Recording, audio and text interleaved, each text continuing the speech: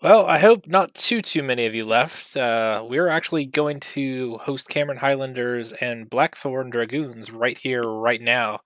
I've got Dubious Squirrel with me, and we can go ahead and take a look at the scoreboard.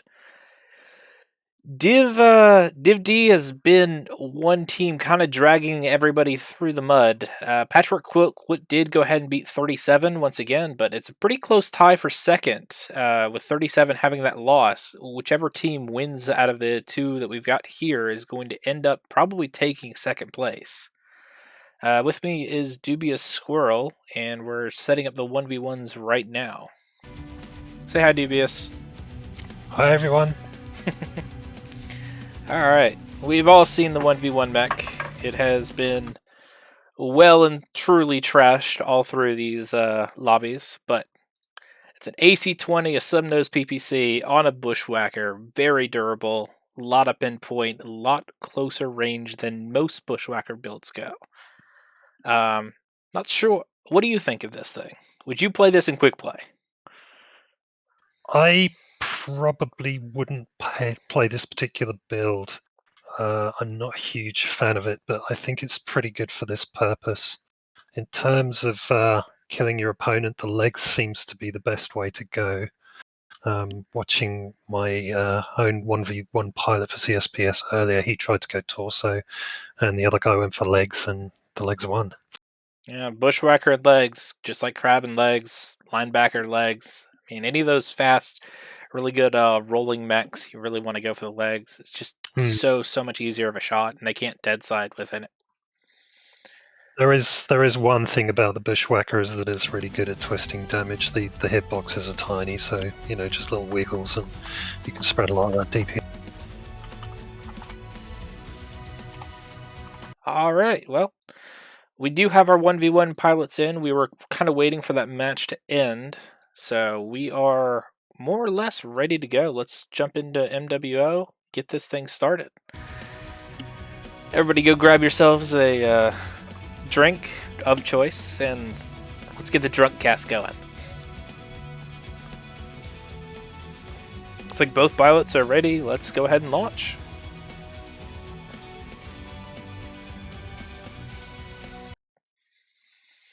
So I've heard conflicting reports about whether or not you can use strikes in UAVs. The UAVs have seemed to work, but I've not seen a strike land with the roof in Mech Factory.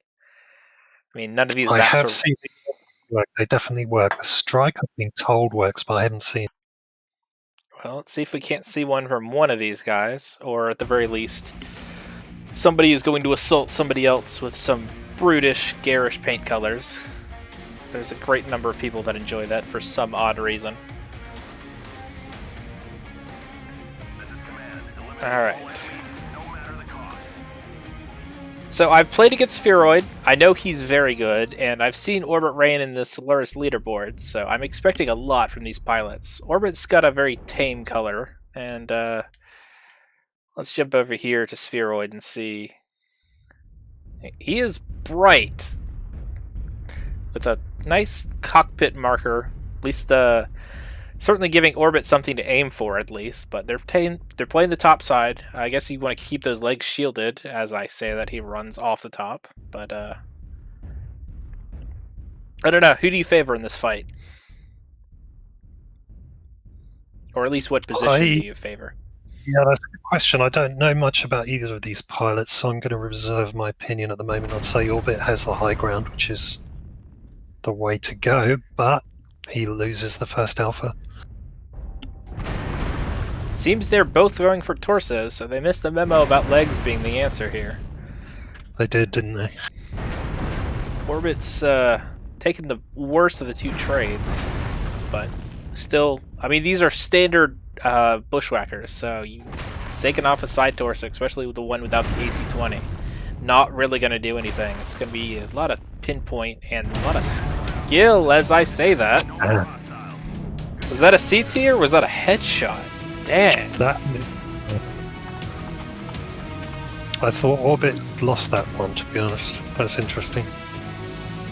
Well, yes, it was a headshot. And just like that, It's only got 21 points of head armor, so if you land the PPC and the AC-20, real quick into a match. Nice skill shot there. Good work. So while we get everything set up, get all the players in here, I guess we can take a look at that stat line. I mean, I really think Spheroid out-damaged Orbit there. We could double-check that here in a moment. Yeah, Spheroid did out-damage him. He got an entire extra alpha off, but one shot. That's all you need is one shot. And he showed it. So props to Orbit Rain. We'll get everything set up. Going to the map strats. I'm sure if you've been watching this channel for any length of time, you already know where we're headed. But we go to Forest Colony Classic, one of the older maps. And with this being a light fight, I'm not really expecting anything other than some NSR. We've seen a lot of teams try and play water, using either that for the cooling on their clan mechs, or if you go into the deep ground, in this far corner, you can actually get some leg coverage, but it's not really helped considering how far that point is from Kappa.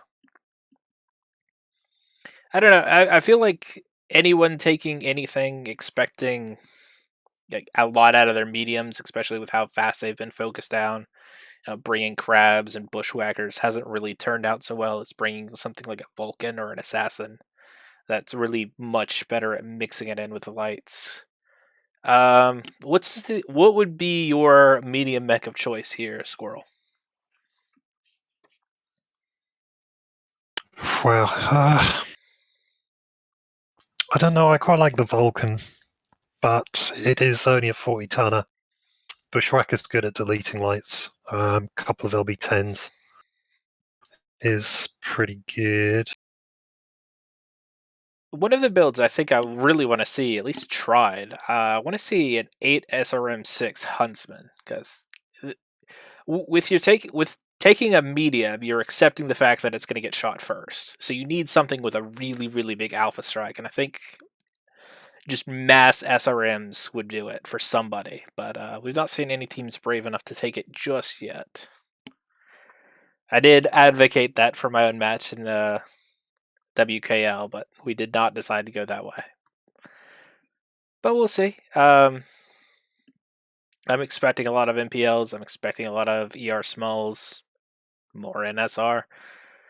Yes, it doesn't seem to matter really what you bring for this. It quickly devolves into a knife fight. So I think it's going to be about getting those legs. Who's more skilled? Yep. We're trying to get the lobby set up, get all teams in here. Did shortchange them a little bit. They were expecting a lot longer delay, but that 42 match ended in spectacular fashion. I do think 42 missed an opportunity to completely throw that last match and end with a final win of 42, but they decided to go for 47 instead. So, what are you gonna do? It is what it is. But yeah. Apparently these two teams play together a lot, especially in group queues. With the new combined queue, I guess is what we're gonna have to start calling it, with 4 Van being placed in the solo queue drops. But they know each other very well. They've been scrim partners for a long time. It's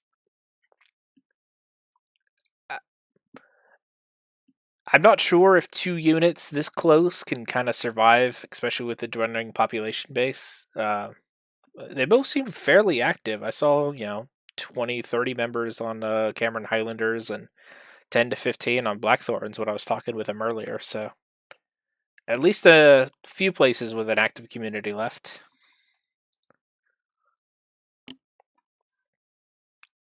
Yeah, there's definitely a shrinking player base, and the number of active units are dropping. But I think we're doing pretty well for this event, at least. All right. Well, so Cameron Highlanders has won the 1v1, so they have elected to which side are they going to play?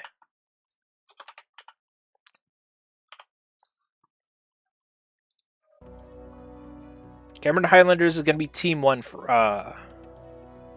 no. Team 2 for the first drop. Team 2 for the first drop. So we'll get everything squared away, get the map changed over. Make sure we actually select Conquest, as Ash learned to his peril earlier today. Yes, I saw that. Ash, you naughty boy.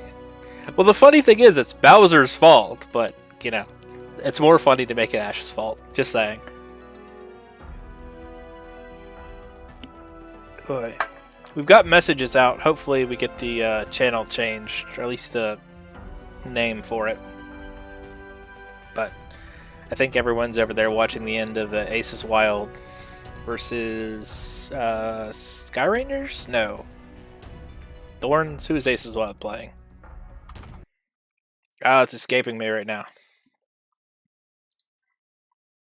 Aces Wild is playing SPNC. Okay.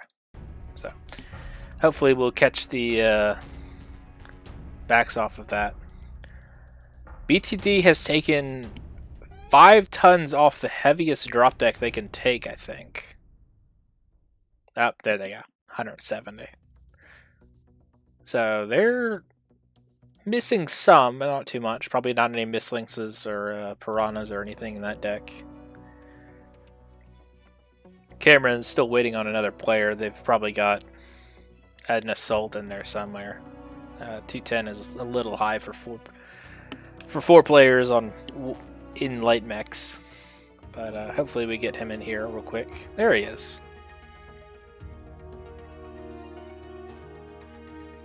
This is the wrong Forest Colony. It's Forest Colony Classic.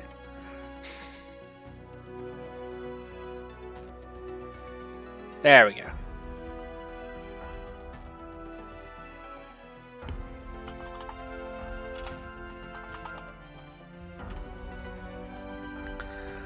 So, Dubious, you've been... Is this your first comp, or have you been in comp before? I have played a couple now. I played the last World Championship, was it? No, not World Championship. Can't remember what it was. The last AVA. And I'm playing this event as well. I think those are my only 2. Okay. Yeah, I'm a fairly recent addition to comp. Are you a fairly thoroughly enjoying though? It's a lot of fun. Are you a recent addition to MWO? Oh god, no! I've been playing MWO for 5 years, I guess. Okay, so hold hand and learning new tricks. I'm like one of the youngins of MWO. I've only been playing about a year and a half at this point, so getting over that user interface does take some doing. Looks like we got Team 1 locked, and Team 2 is about to lock, I hope, considering they're all readied up. So even tonnages, both teams on the heavier side, expecting a lot of Wolfhounds and Commandos. Not Commandos, K9s.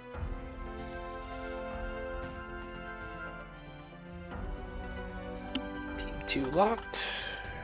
There we go. Alright, let's launch. Okay, both teams ready. Here we go.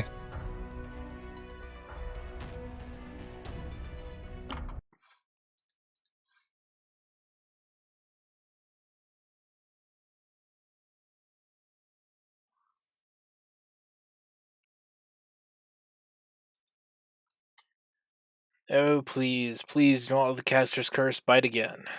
We're in! We have survived. So, one of the nice things about this map is that they all start out standing instead of in dropships. You can kind of take a look at what they've got early. But what do we have over there for Cameron's Highlanders? We have a Flea, small pulse, a Wolfhound, medium pulse, Crab, medium pulse, K9, medium pulse. Yeah, it's all medium pulse. Firestarter, small pulse.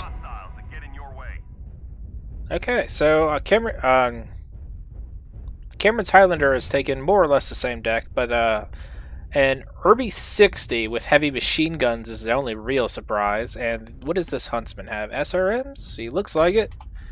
6 SRMs! So somebody has finally listened and taken as much alpha as they can on their medium, not expecting it to live very long. as the Kappa control is more or less ceded by Blackthorns. They are not contesting this at all, so they're going to get a nice, comfortable gap lead here. As this fight develops, lots of MPLs going out at very long range for MPLs. I think they're trying to follow their crab in, but the crab is not committing at all. They are more than content to play this range trade game. So this... Never mind. As I say that, the Firestarter dumps in on the Huntsman. The Huntsman is in a lot of trouble, and he's not going to be able to get away from the fleet. Can he get that Alpha out? Make those points matter, and he misses his shot on the K9. Both of them. Amarak. Oof.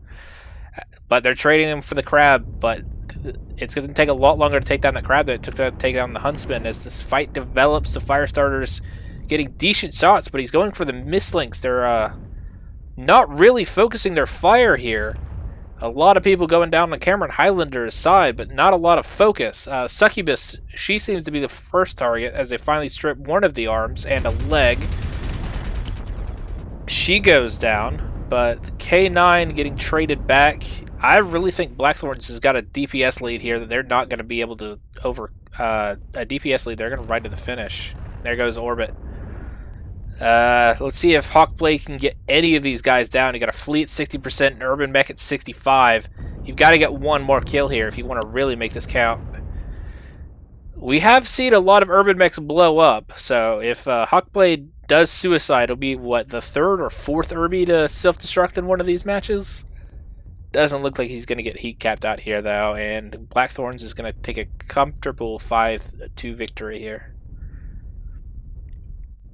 The fleet is legged, but the Urban Mech is not shooting it, so it doesn't really matter all that much. Or does it? 2 artillery hits on a fleet is a lot of damage. I don't think that changes anything too much for Blackthorns, but it might help Cameron Highlanders in the future. So, a little tentative at the start. Both lights jumping on their respective mediums, as we've seen over and over again. I really think Amarak missing those early shots has hurt his team a lot. I don't know. What do you think of it? What could Cameron's Highlanders do differently there? I thought they did. I thought they did pretty well. Maybe not clump up so early for more of a line, but they were. I think they took slightly more initiative in the beginning. I felt Blackthorns were being a bit hesitant. They were a bit spread out. When they did push in, they left their crab behind, or he chose to stay behind, which wasn't a great idea because that left him isolated. But I don't know. In the end, they pulled it out of the bag. Yeah, I get the strike coming down on that flea, and that ended up securing that kill. It's I don't know. You don't really have a good reason to try and defend your kills, at least not as the particular team, but I feel like he could have gotten away there. I mean, I know he was legged, but you knew the strike was coming. Let's take a look at the stats. The damage tells the story. The crab went down to very little damage. Otherwise, a pretty good spread for Blackthorn. Let's see if there are any war crimes that have been committed here. Team damage, a solid 100 out of Blackthorns. So, and Cameron's Highlanders got a combined probably 50, it looks like. But yeah, you really see it. I mean, the Mislinks got 71 damage. The Huntsman got 10. I mean,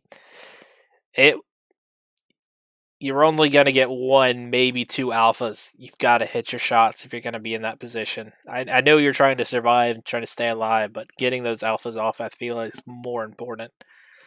And I mean, Crab doing 39 wasn't much better. I really feel like you need the alphas.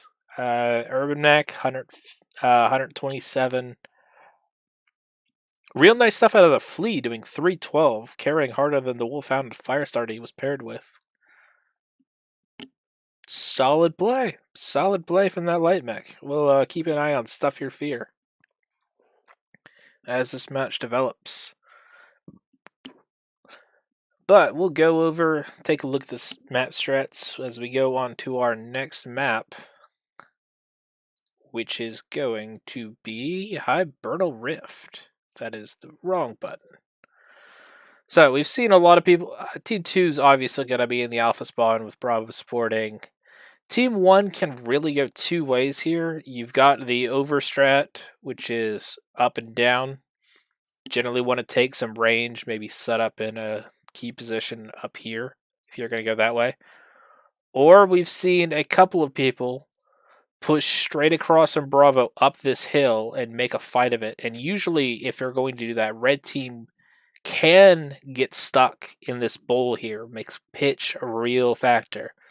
A lot of steep terrain and really, really close range. Whoever brings a rush deck usually wins that fight. That said, across the way, I mean, we have seen a couple people try this. Put a rifleman ToC that was tried. We've seen lure mechs up here, ATMs. Just trying to abuse this high ground and secure the cap. Make sure Team 1 can't get to it. But Team 1's really going to provide a lot of the initiative on this fight. Any particular strats you've seen that have been interesting or wanted to try, Squirrel?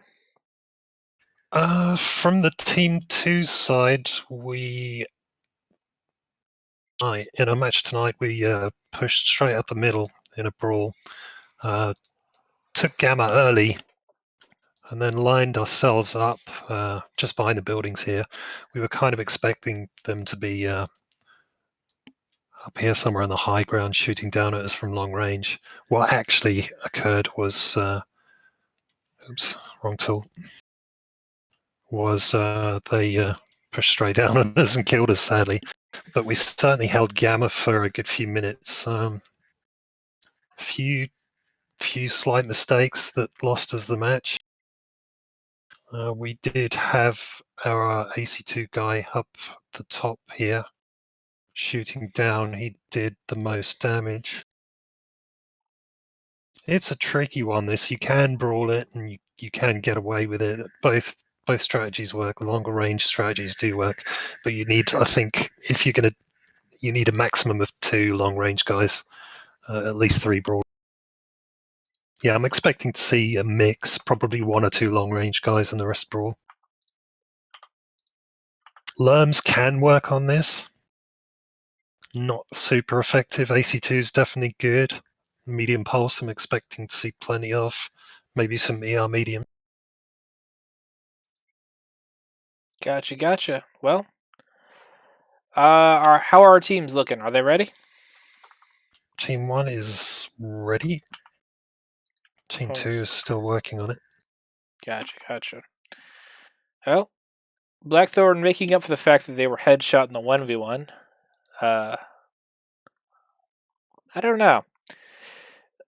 I feel like Blackthorn's got an advantage here just for how that brawl developed. You can really see they were hitting their shots, doing more damage, and turns out that's pretty good at winning matches. But we'll see if the Cameron's Highlanders has replaced a couple people, so we'll see if that changes their fortunes a little bit. Kind of. Both teams are now locked.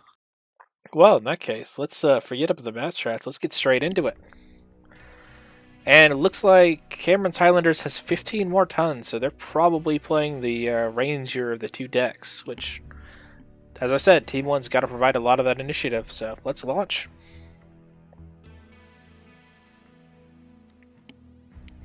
Hello, MW Leagues 2. We have a fairly good match on our hands. 1v1 in the first round were won by different pilots, but go crack open a cold one, and let's get down to this second drop. Or third drop, I guess. Second real drop. 1v1 doesn't count.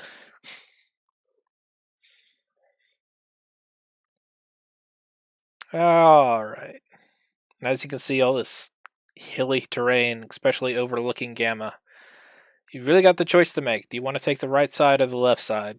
There's not a correct answer we found yet. This is a whole new meta with the one cap point Kraz came up with. It's been very interesting watching this all develop. It's a new experience every week. So why don't you tell me what the blue team's got, and I'll go see what Blackthorn and Dragoons have.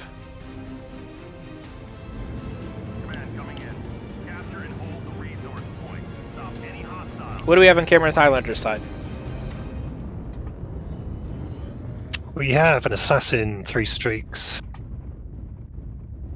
a bushwhacker, LB10s, 1 LB10, 3 SRM6.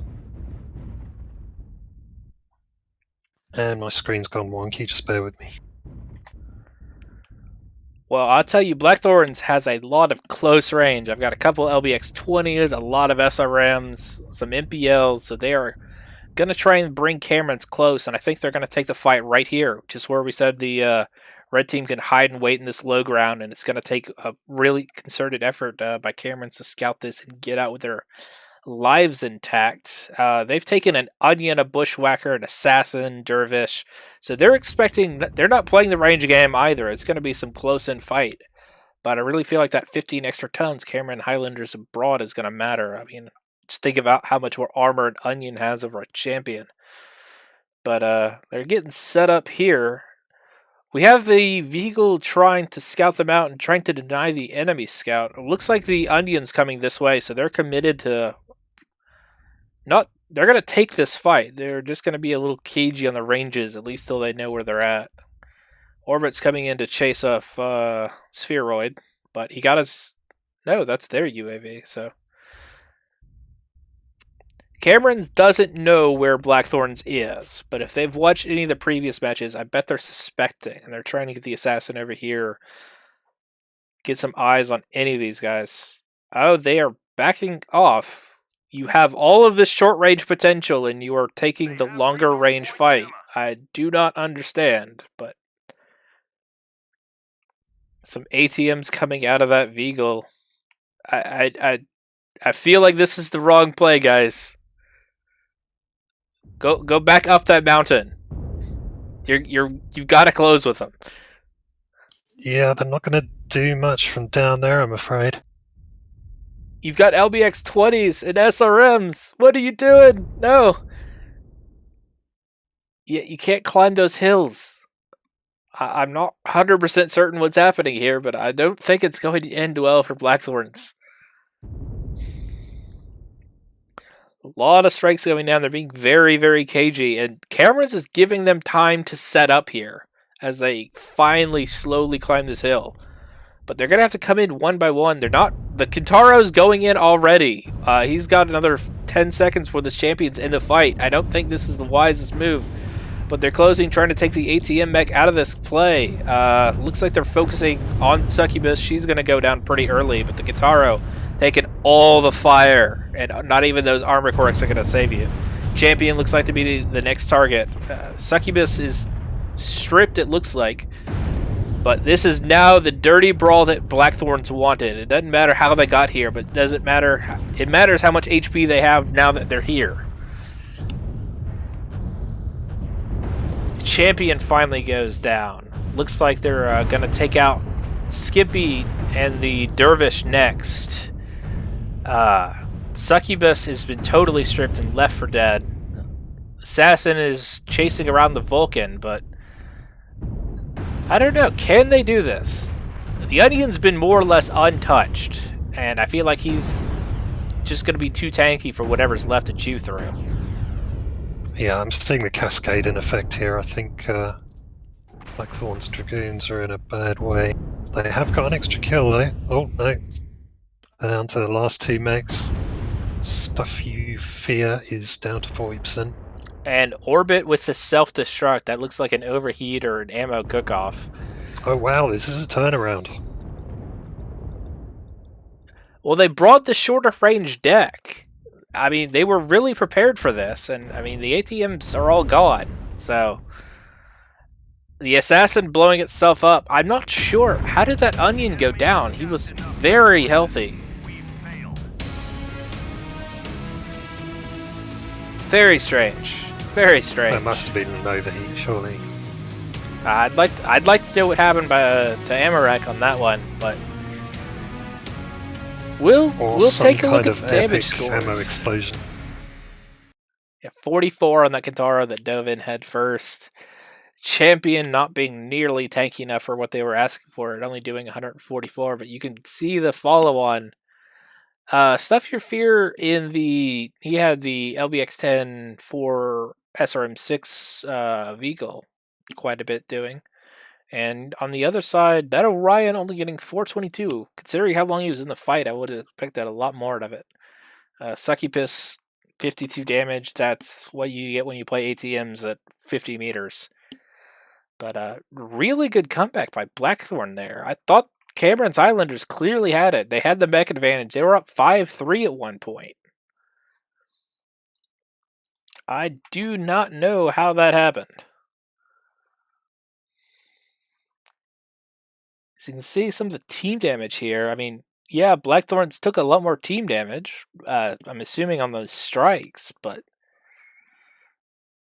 it just fell apart. Nope, that's the wrong stat screen. There we go. I've got to assume that was an overheat on that Orion, or maybe he got backshot and we somehow missed it. But they took the closer range deck. I don't feel like the champion was the right mech to bring there. If you're going to fight that close, I'd expect something honestly a lot tankier than a champion. Maybe bring a linebacker if you want that particular speed. I don't. I got a lot of questions after that drop, and I'm not going to get any answers, so maybe I should just shut up about it. Oof. I mean, the assassin did 541 damage. He held the Vehicle down. He denied the spotting. He got the back shot on the Kintaro that killed him, and he shot up the Bushwhacker. Died to an overheat. I mean, let's put it this way. There's enough damage on Cameron Highlander's side they should have won that match. So I'd accuse this of certainly their focus fire after the Kintaro went down, and their shooting overall was fairly poor. I think that's how this got turned around. But we'll have to ask them about that after this match. Certainly an interesting drop, to say the least. But let's go ahead and set up for the next drop. We can see on the map strat here, the next one is going to be RUBELLITE. And Squirrel, why don't you walk us through it? Okay, RUBELLITE. Let's see if I can find the right map here.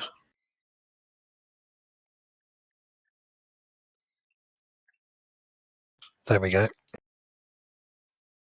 So this is complicated. Lots of elevation, lots of ways to sneak around over and under. For this map, I'm kind of.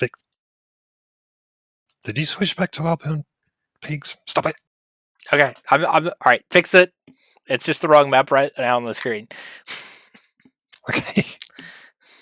So I'm expecting at least a couple of long-range mechs. We've seen Annies with AC2s, riflemen's. Hold on. Reload your screen. You're on the wrong map.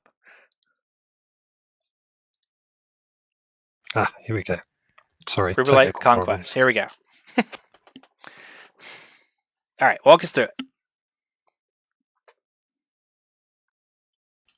Yes. Okay.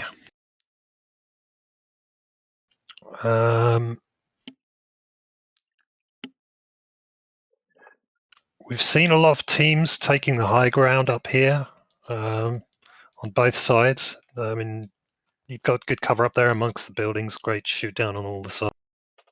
Often see the heavy long-range mechs posted up on these high ground points on either side shooting across the map. Sometimes there's an early race for Theta to take the cap and then back off, but often it's just not possible. We have seen a number of teams try and cross initially over on this right side from Team 2. There's a lot better cover up here. You are fully exposed to this entire to the entire Overwatch team of blue if you set up here. So you gotta bring some AC2s, use a lot of strikes, keep their head down. But if you get into this position from either side, though I think Team 1's got a better option of it, You've got full control of Theta, and you can fight closer range across these ramps. As I will always say on this map, if you ever go on this 6th line, low ground, you're absolutely done for. You can't get out of a Delta 6 push. You can't get out of Echo 6 low. Going up and around, awful. You're getting shot in the back the whole time from mechs up here. So I'd really encourage both these teams, stay high, get aggressive, lots of DACA, lots of firepower. Firepower and aggression have won this map for too many teams for me to ever think to bring anything else. I don't know. What do you feel like Team 1 can do in order to take away the advantages Team 2 have on the right side in Theta? I feel like we're going to find out shortly because both teams are now locked. We're ready to go. All right, here we go. Even tonnage, so we're going to get hopefully a closer match. We've seen a lot of 5-2s, 5-3s. I want to see some 5-4s out of this one. Let's get Cameron Highlanders a win.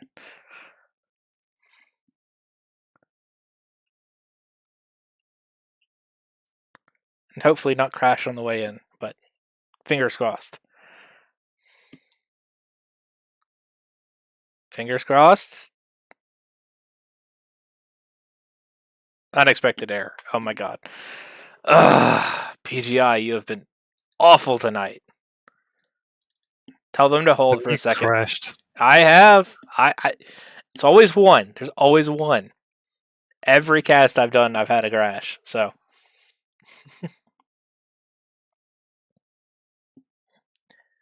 Tell them to hold on for a moment. We'll get right back in here. Yeah, they're holding.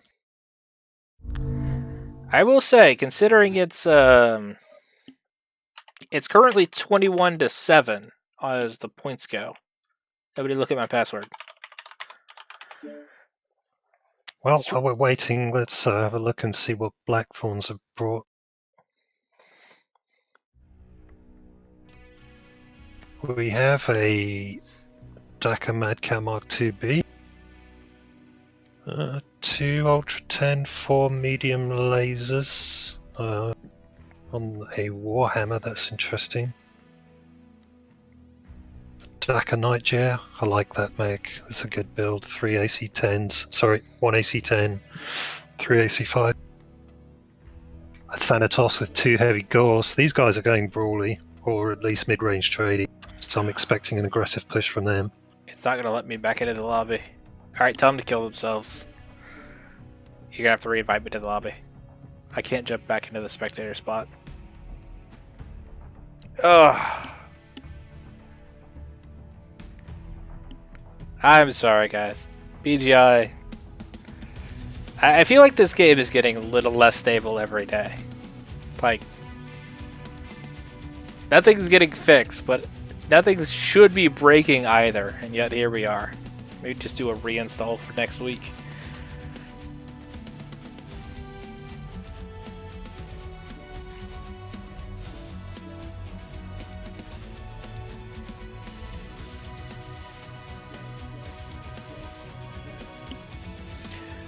Somebody in Twitch chat want to tell me how Aces Wild versus SPNC went.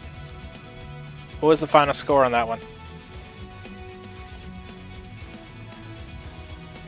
I see a lot of a couple of the players in that match in here.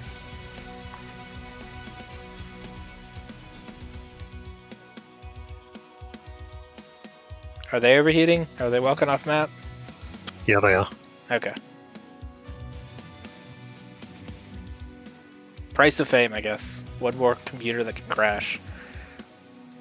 We were playing our match earlier and versus RJFE, and first 3 drops they had, each one of them a different member disconnected. So they have been on it tonight.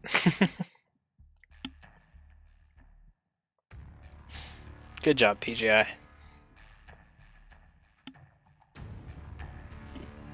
Yeah, I feel like PGI have degraded their servers recently. There have been a lot of strange problems cropping up in the last few months. Well, more power to the MechWarrior 5 engines, I guess. It kind of needs the extra oomph.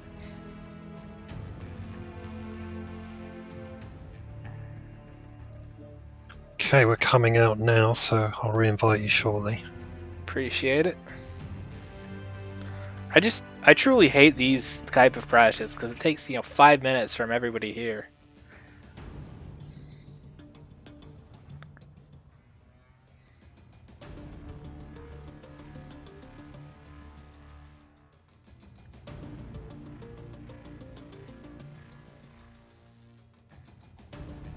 Oh man, Twitch chat. They're all talking about food and they're trying to make me hungry. Horrible, horrible people they are. Everything's already... I've been kicked from the lobby. Do you not like me anymore? Let me try that again. Yep, now I'm a player.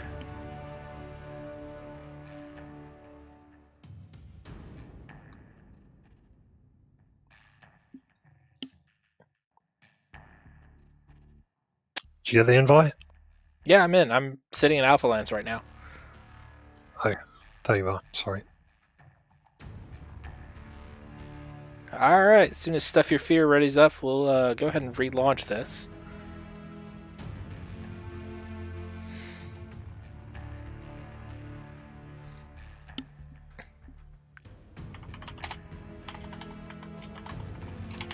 Okay, I guess we're going to go straight ahead and Yep, launch. straight back into it.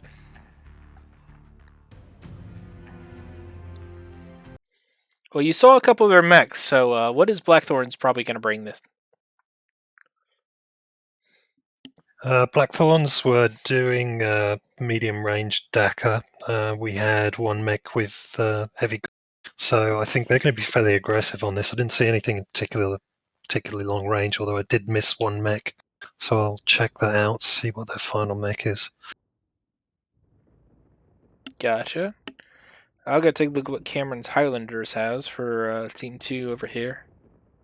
I'm expecting yet more DACA, but there's always one or two surprises I've been noticing, at least for these drops.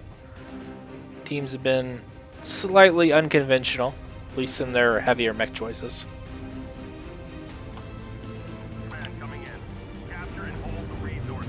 So they've got the Annihilator 2A. Interesting variant on that one, but I think that's Ultra 1 ERPPC, AC2s. What else we have?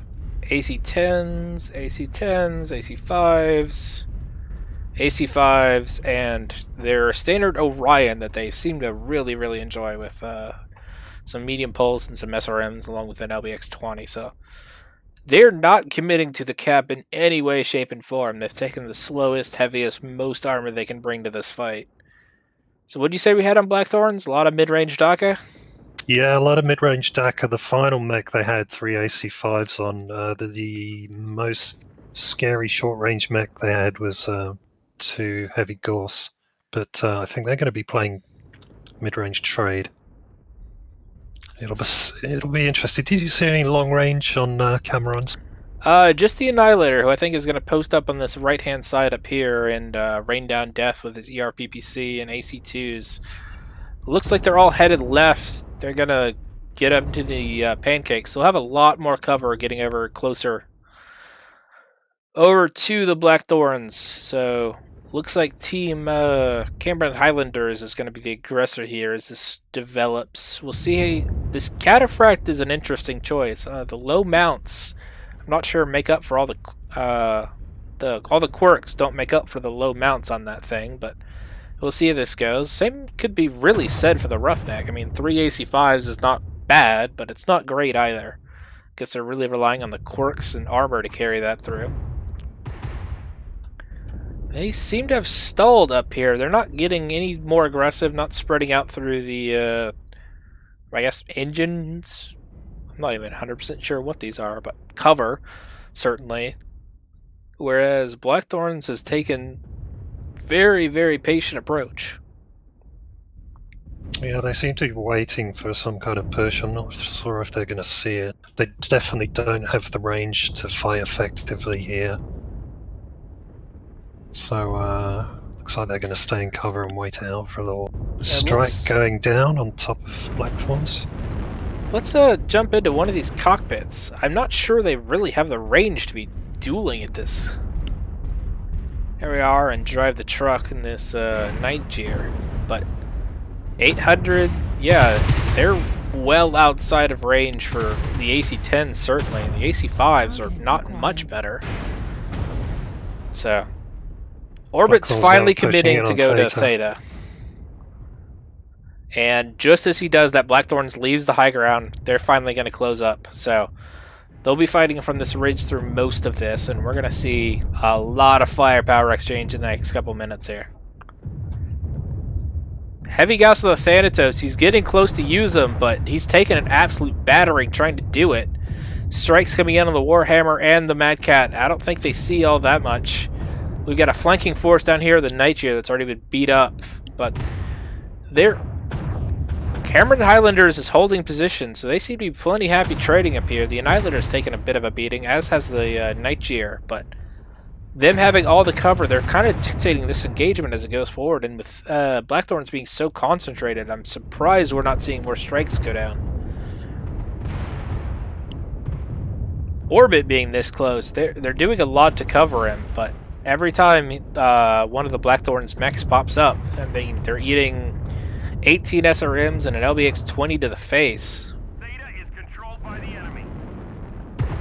Black Widow's finally coming down. So everybody on Cameron Highlanders has abandoned the high ground after losing 30% or so.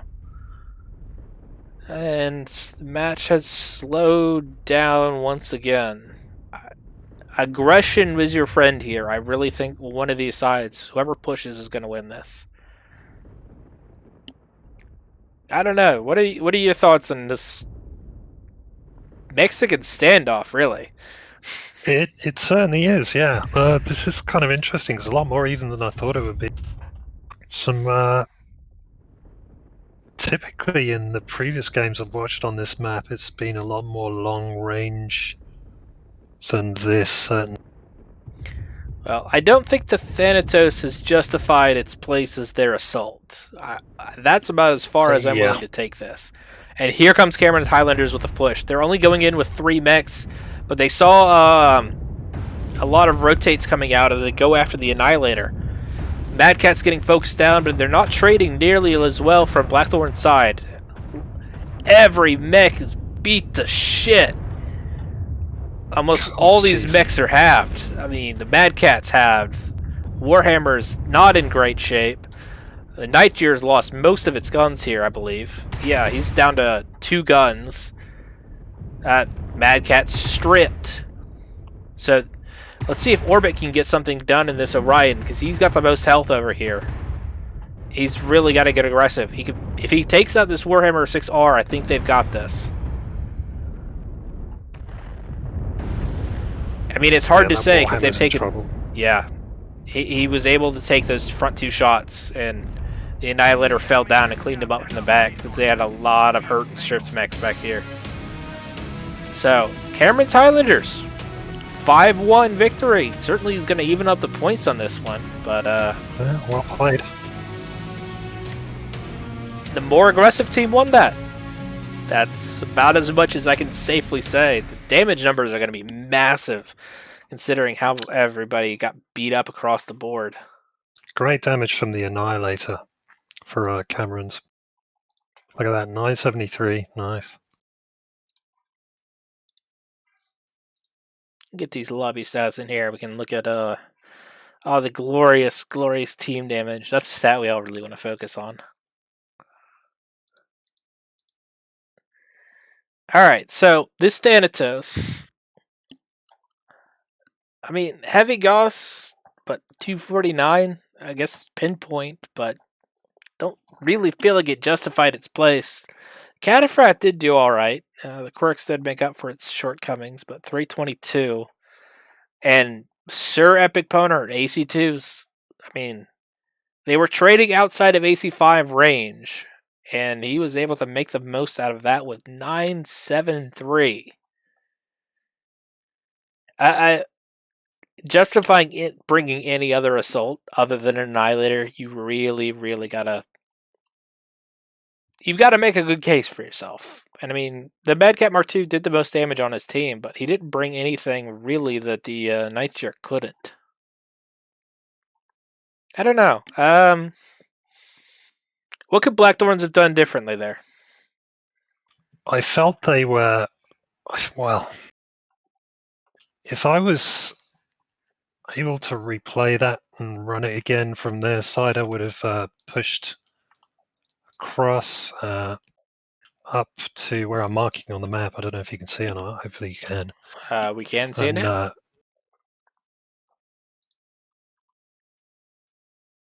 So pushed up and across. Yeah, just sorry, my map foo skills are lacking at the moment. Yeah, formed a line here. Basically, we saw their opponents running up and taking the high ground here and shooting across. They just stalled in the beginning. They didn't have the range to trade properly. Then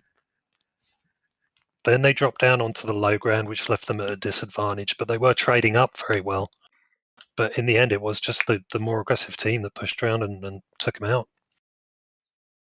Agreed. It's big dick energy and a lot of big guns. That's what's won this map consistently, at least for this tournament.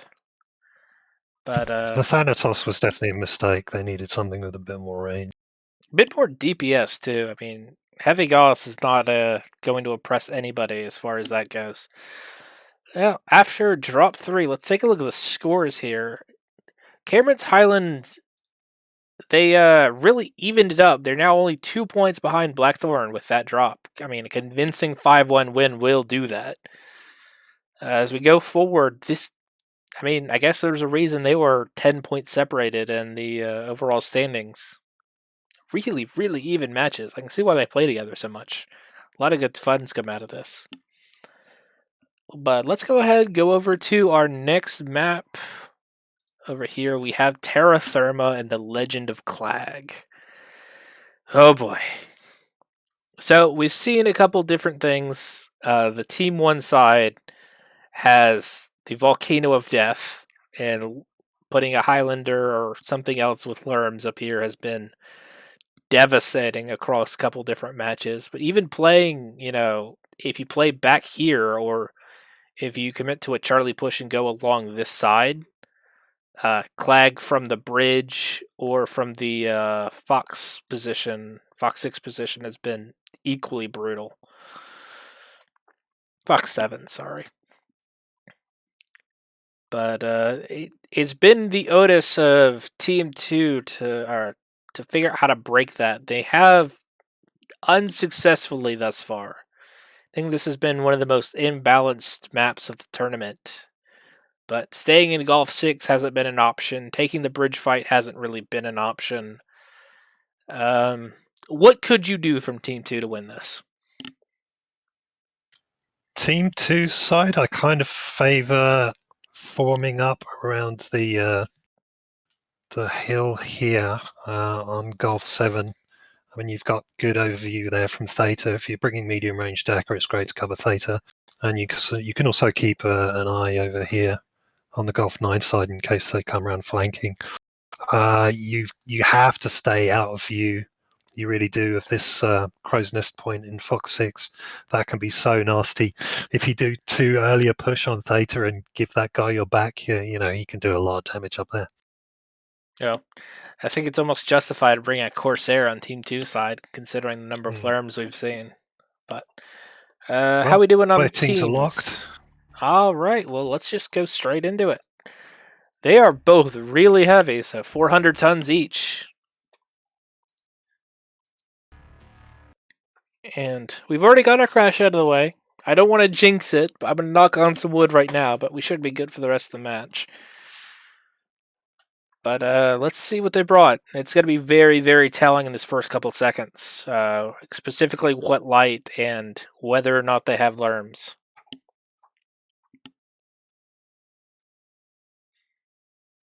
I've always loved to look at this map. The dark volcanoes everywhere, big black haze, and it's actually justified for once. It is a great looking map, yeah. I go back and forth between this and Solaris City as my favorite maps, which makes everyone upset because nobody likes either of these. Though it can be very difficult to see what you're shooting at sometimes. Alright, what does Cameron Highlanders got? Capture and hold the Let's take a look. Stop any hostiles that get in your way. We have an Annie. LB10s. We have a Fafnir. Heavy Gauss. What's that? We have a Death Strike with Gauss lasers. And they're running away from me. Where are you going? It's a flea. So It's a flea. Yep, the flea's making a run for the cap. Blackthorns hasn't brought any lerms. They've got a lot of LBX 10s and 20s though, so they're trying to mitigate the heat with shotguns. Solid enough plan, but they're really gonna need to push in here. Really gonna be interested to see what this Marauder 2C is gonna be able to do. But Commando versus Flea, I mean, they're kind of really giving up Theta with this. I don't like this light choice by Cameron's Islanders. There's nothing he can do. They're going to get a full cap on Theta in the time it takes these assaults to get over here. And the Flea's just going to have to sit there and watch. Looks like they're going to take the Fox 7 position as their entrance. They're not going to go around to the ridge on the far side. Just a lot of slow max lumbering up here as we start to get the initial trades. ERs and Goths from this Death Strike. I was not prepared for that. This Atlas is gonna just big dick energy. They've taken a lot of tonnage and a lot of armor with their IS mechs to cover the heavier armed clan mechs as they move up here on the right side. They're trying to close the distance to get in these LBX 10s range. Sorry, you were saying? Just their final mech is a Sleipnir with LB10s again. I don't favour LB10s for this. They can be good, but they spread the damage a bit. I prefer something a little bit more pinpoint, probably UX. Blackthorns has been able to close the distance here, and they're going to have a lot of advantage with their LBX builds across this fairly narrow range gap here. As soon as they drive off the Flea, the Commando is going to find their entire team. You probably don't want to check that with your face, buddy.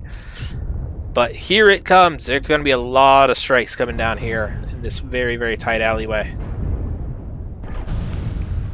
Atlas is running forward, taking all the damage he possibly can, giving him a real clear focus fire target while they trade out for the Death Strike. I think the Atlas is going to end up falling first. There's a couple people not shooting the right targets.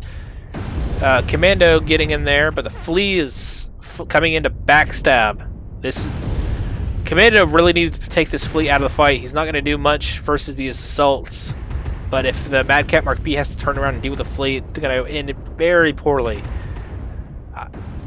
3 mechs under... okay, well, 2 mechs under 50% now. But I'm not sure Blackthorns has the tonnage and the life ready to take this. Scorch is getting back shot. It's not really going to end well for you, man. You got to turn around. Yep. Well, can the Commando get out of here or get at least one more kill? This Annihilator is already beat up. I don't know if he's got any guns left. He's not firing. He's got 3 medium lasers, and he's open front and back CT. Turn around, fight the Flea. You can win that fight. Assuming you don't die of the Cyclops.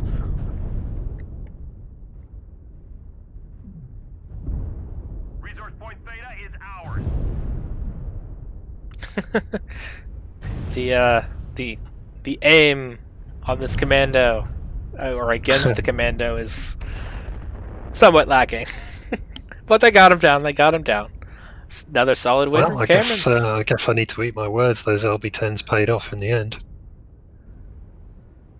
Well, Blackthorns being pretty aggressive there, pushing in. The final push, though, was not well implemented. Well, that Atlas went in there and took and tanked, but he gave them a very, very clear focus target, and he clogged up a lot of his own team's firing lines. I'd really have preferred to see a lot more strikes go down in there before they went in. Just soften them up and trade it at least at the front. You have the cooler mechs, try and get them heat capped before you make that push. Is the Flea run off? Yes, Flea's run off. He's taking points and gotta end this fairly early for us. Don't do it, Succubus. I know it's a tempting target. It's right there. Don't kill him. He's thinking about it. She's thinking about it. Okay. Apparently Orbit Rain gets to live today. I don't know. What would you have done if you were Blackthorn? We've gathered enough resources. This I will provide us I kind of liked what they did. I thought their push was pretty good, right up until they ran in there and their that one guy, what was it, an Atlas? I can't remember. Yeah, the Atlas. Yeah, the Atlas pushed in there a bit too early, left his team behind. I think he should have stayed back a bit. I mean, as you said, he got in the sightlines, in the way of his sightlines from his own team, so they couldn't really shoot past him, and gave the other team a really good focus point to begin the cascade. It was it was an aggressive match.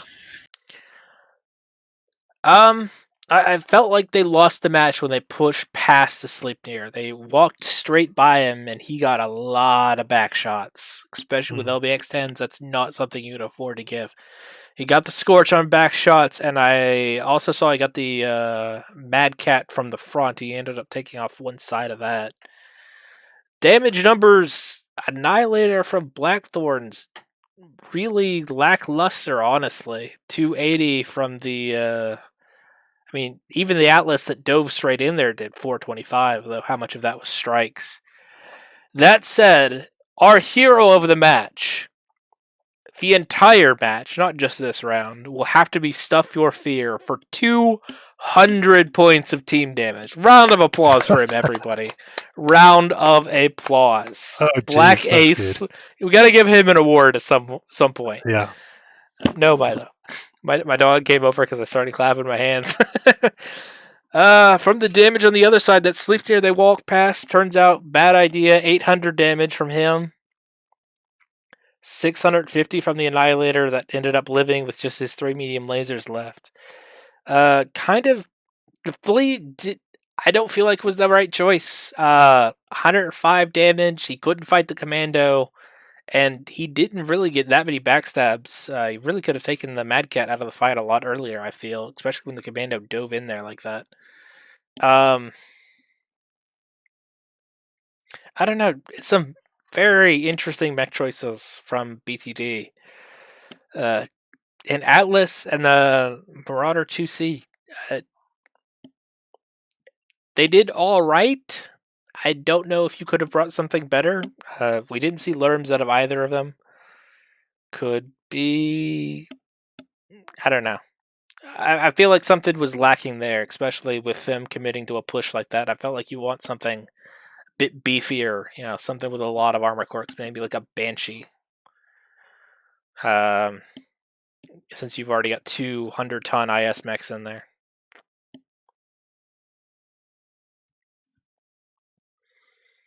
But enough of that. We have one more match.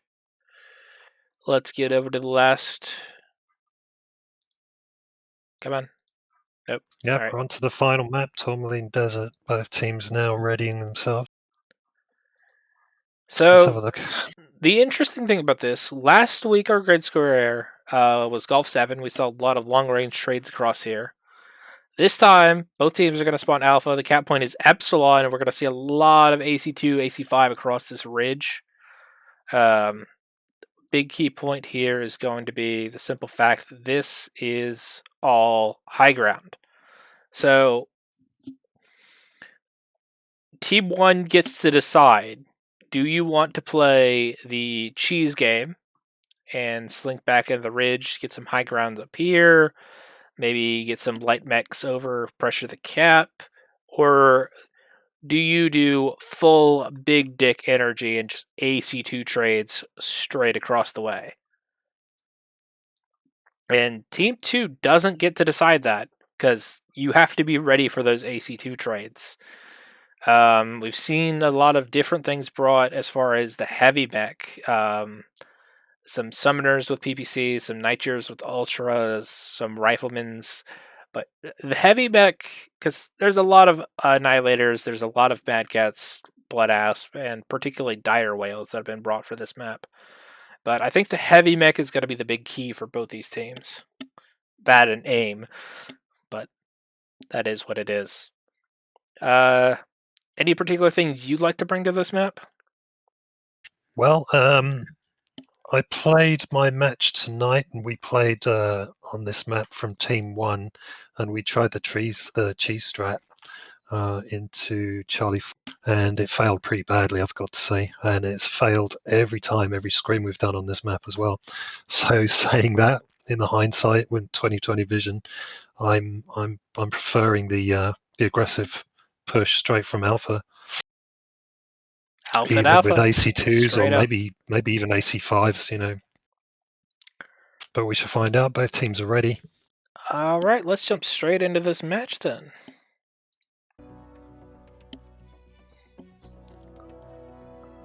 Really light deck from BTD, 330. I'm guessing that's a Vulcan paired up with a Wolfhound to go and secure caps. So Team 1 is going to be playing that longer game. Oh no, the circle is stopped. No. Okay. Deep breaths. Are we good? Yeah, we're good. It's just the circle stopped, and that's usually what happens right before it crashes. So we're good. Panic. Yes, the moment of fear. All right, Skippy Nibbles stealing my. I always have to fight him for that because I always say cheers at the start of my matches, but he does it too. He is my sworn enemy, and I'm more than happy to see him fall in this drop. But, a little bit of bias. What does Blackthorn have? Stop any hostiles. Get in your way. Blackthorn has a Sleipnir with the LP10s again. They have a Warhammer 2 Ultra 10, Mark 2B with Ultra 10s, Ultra 5s, and a Vapor Eagle. Cameron has elected to big dick with AC2s, and they have set up, like, even their Veagle's got a PPC. They're fully prepared to fight this out from range. Not really sharing armor. The Dire Whale has already been halved. Really a big mistake not having the Annihilator to hide behind. That's a lot of DPS lost. Commando jumping in here. Wolfhound coming to defend his team, make sure he doesn't get too many back shots, but Stuff Your Fear showing no fear this match, and ended up dropping the Dire Whale. They have not done nearly as much damage on these closing mechs as they really needed to. They've got the Wolfhound Jenner out of the fight, but you've got two assaults coming up this ridge that are almost untouched. You've got nothing to fight them with anymore. The Annihilator is 73%. This has been a disaster for Cameron's Highlanders, and this is going to cost them the match. Yes, Sir Epic Boner is the last mech standing, really. The Wolfhound's trying to fight the Commando, but he's played defensively all game. One Annihilator versus a fresh Cyclops, a half to Madcat Mark B, and a Veagle is not going to go well. That was short, brutal. I mean, Cameron's brought the big dick energy, but they do not have the dick to back it up. That was dirty. That was. I feel violated. Ooh. That was a really solid push. I mean, I wasn't sure right at the beginning there. That Warhammer got cut in half really quickly, but I mean, they followed up, kept pushing in, and yep, you can see what happened. Well, they shot the Warhammer first, but they lost the Ultraviolet to do it, and they lost half their, AC2s doing it. So, I mean, okay, Skippy, I'm gonna let you in. If you hate the drop, don't commit to anything. Play a full beam deck. If you're going to throw the match, throw it hard. Throw it in a legendary fashion. Bring mechs nobody's ever seen, a strat nobody's ever seen. Maybe flank right all the way across the map. Something different. This is gonna be ugly. Look at these team damage numbers. I mean, an untouched Cyclops and a Mark II. Assaults carried it. And I mean, you look down here at the Ultraviolet, 178. Not enough. Not enough. I mean, Slepny are really doing some work on both of the last two maps here. I'm impressed with that. Mark 2B as well, getting a solid 641 damage. Very nice. Well, that is it. So why don't you contact two of them and see if we can get some post-game interviews. But I believe if we take a look at that, that has secured Blackthorn the win here. We'll get the final scores to you in just a second. But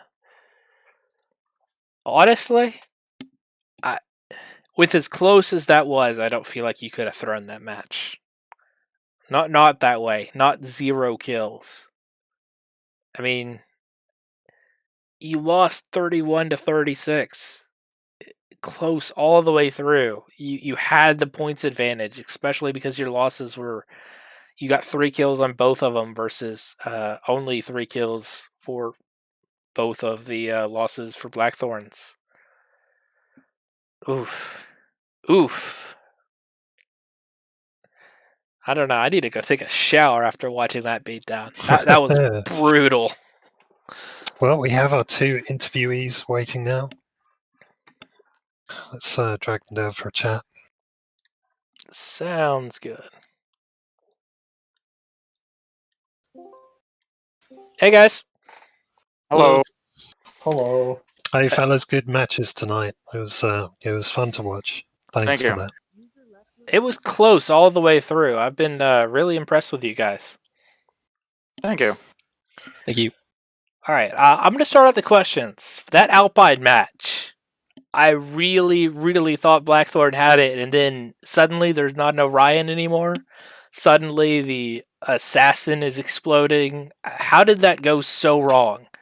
I need to know what happened to the Orion. You thought CH had it, right? Yes, sorry, Yeah. CH had it. I don't know what happened there. We just lost focus for a minute and just got away from us. That's all I really can say. On the Orion, to answer that question, he had both his legs red already, while the rest of him was pretty fresh. So when we used that, we took him down in like an instant, because his legs were both. Okay. Okay. Well, you were up 5 mechs to 3 at one point, so I don't know. The other thing I want to talk about was the TERRA THERMA push. You guys got into a really good position, and the Atlas goes in, everybody follows up, but it all kind of falls apart. You guys focus firing at targets, falling back from you, and they start getting back shots. Walk me through the thought process behind that. We had mechs built for the push. We saw the build on the Mark II and thought we would have an advantage if we pushed, but it might have been some kind of like bait type thing.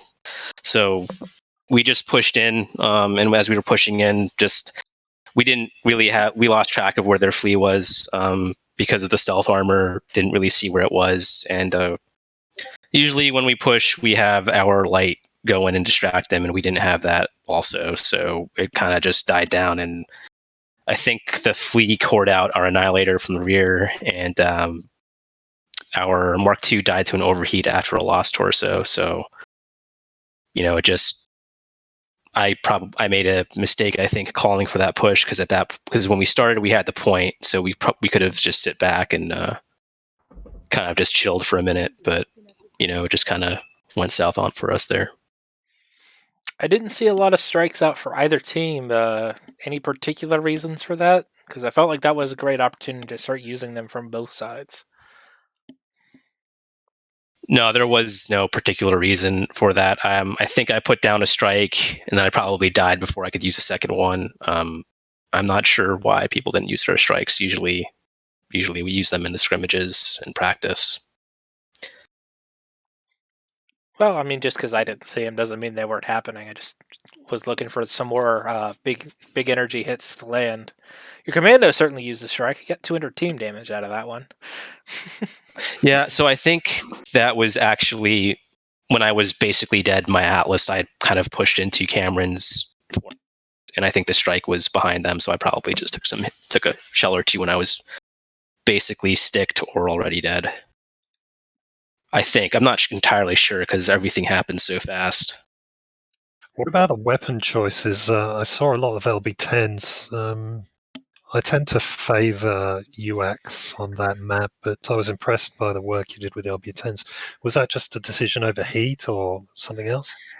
It was a decision for the heat, and also thinking that, like, from the team one side, generally that team gets theta, and generally they back off into that area that they backed off into, and then we have to kind of make an aggressive play. So the thinking is, we're going to probably be pushing from this side, so we may as well take more push-centric mechs and with better heat. Gotcha. This one's for the Blackthorns. That Rubelite drop, would you have liked it back? I know you guys got into a steady standoff, I guess? So I made a mistake. I had our team drop down from that Echo 4 ridge, and we initially were trading well, because we had, for a time being, mitigated the fire from the Annihilator. And I kind of thought, I didn't have a build read, even though it was a redrop from the reset. So seeing the build on the Annihilator kind of made me think, like, oh, they're trying to do some kind of control strategy, and the other 4 mechs were brawl and they pushed into us. But what I kind of should have done was rotate away, because overall I feel like we had a range advantage. Also, I think our deck was probably shitty. I had that dual Gauss Thanatos, and it was tough, right? The Warhammer, the Nightshade, and the Mark II are all built for kind of that mid-range trade, and then same thing with the Muramets. So I think, like, I should have just didn't have much for the rest of the deck. Yeah.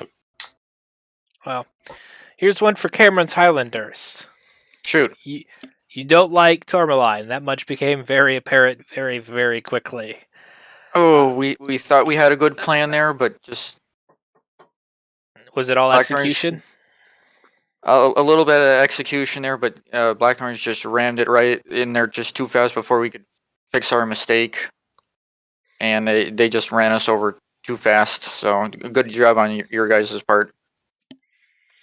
Yeah, it just, kind of like the same thing that probably happened to us on TERRA, THERMA, and RUBELLITE happened to you guys there, where kind of like, in those 2 matches we lost, I made kind of bad calls, and something else kind of shitty happens, and it's kind of like, all right, well, we just lost a mech, and it's really hard to recover. So on Tourmaline, we were in the bad, or what I considered to be the worst position. So it's like, all right, we're in the worst position. We're not going to take damage trying to get Epsilon and, like, go over into that part of them. We're just going to run right at you and try to just kill the mechs and win the match that way, because it's the simplest thing to do. We figured you might, but just things got one bad call, and you took advantage of it pretty quickly before we could fix it. So yeah, was that the Vapor Eagle kind of running up? No, that was the Direwolf pushing up a little too far ahead of the Annihilator. Yeah, because I think trade. Yeah, you legged our Warhammer, right? You guys were focusing legs on that to try and stop us from. Yeah, trying to slow you down. So it seemed like I thought it was going to work, right? Because when we lost a leg, I kind of that was right at the start of our push. Falk lost a leg, and then I was just like, all right, well, if we're making good trades, then I guess the leg doesn't really matter, so we can just stay here and get the Direwolf down and then proceed from there. Well, let's go back to that first drop where an epic comeback occurred. What would either of you have done differently to make sure you come out with a win? Because BTD needed some heroics, and Cameron Highlanders had the upper hand. So how would you guys like to do that match again? Is this the 1v1 match? No, that's the Forest Colony Classic with the Huntsman and the Crab. Drop 2 light in fight. the lights. Right. I thought we had an advantage when we took the Huntsman out fast, because the medium represents the majority of the firepower in that deck.